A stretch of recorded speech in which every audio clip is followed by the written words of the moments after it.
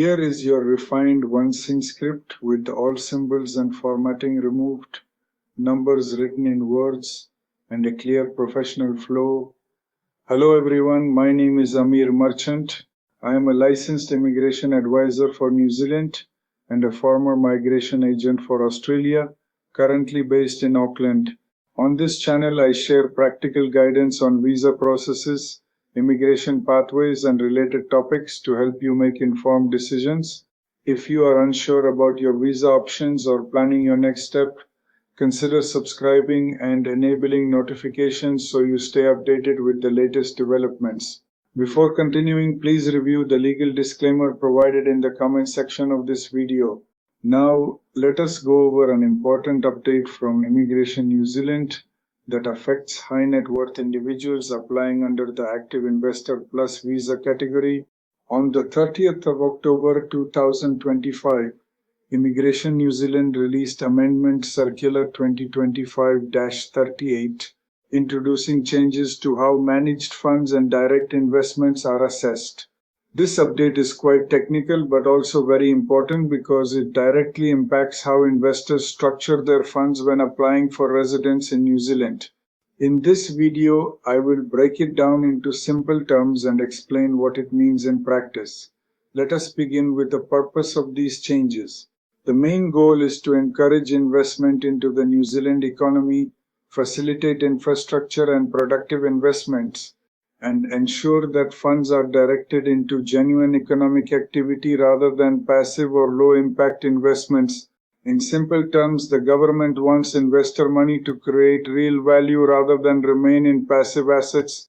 A major structural change in this circular is the stronger role of Invest New Zealand, also known as Invest NZ. Invest NZ will maintain a list of approved managed funds, assess and confirm direct investments, and issue written confirmation for acceptable investments. This means investors can no longer rely solely on their own interpretation and must rely on official approval or recognized lists. This provides greater certainty but also introduces stricter control. Now let us look at what counts as an acceptable investment. Investments must contribute to New Zealand's economic strategy, deliver positive economic impact, be made into legitimate businesses or funds, and must not harm New Zealand's global reputation.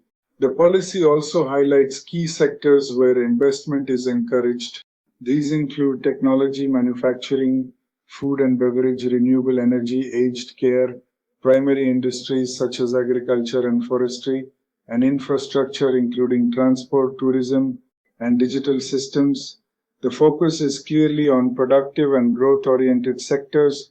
A critical restriction is that pure property investment is not acceptable under the growth category. This includes residential property, commercial real estate, and industrial property investments, unless they form part of infrastructure projects.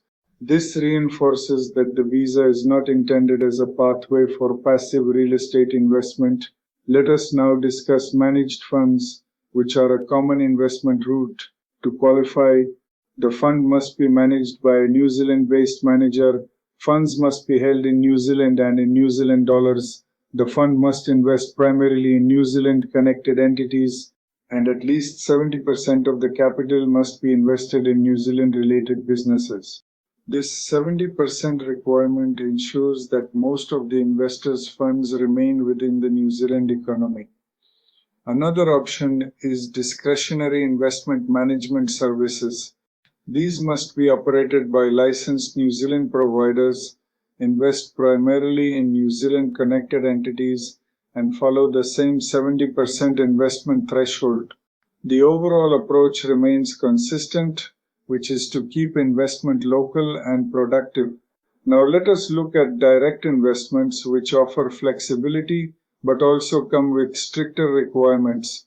These now require formal approval from Invest NZ before the investment is made, evidence that the business has existing investment interest or backing from approved investors, and confirmation that the investment delivers economic benefits. When assessing direct investments, authorities will consider factors such as job creation, productivity improvements, investment in innovation or intellectual property, and broader economic, social, or environmental impact. For new ventures, they may also assess market validation, feasibility, and development milestones. This means it is no longer just about how much you invest, but about how meaningful and impactful that investment is. In practical terms, investors now need stronger planning and due diligence. Investment structures must align with policy objectives. Passive or low impact investments are no longer suitable. Official approval processes now play a central role. From a strategic perspective, this update signals a shift toward a quality over quantity investment model. This means fewer passive investors and more active value adding investors. For the right applicant, this creates a clearer pathway, reduces uncertainty, and rewards well-structured investments. Overall, this is a significant policy refinement rather than just a technical update. It changes how investor migrants must approach fund structuring, investment selection, and long-term planning.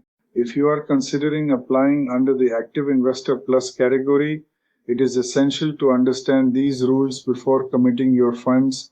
We hope you have found this information useful. If you would like personalized immigration advice based on your situation, you can reach us round the clock by calling or sending a text message on our WhatsApp mobile number +642217860007, also provided in the comment section of this video, and we will get in touch with you as soon as possible. If you found this update helpful, do not forget to like, subscribe, and share this video with others who might benefit. We will be back again with another interesting update very soon. Thank you for watching.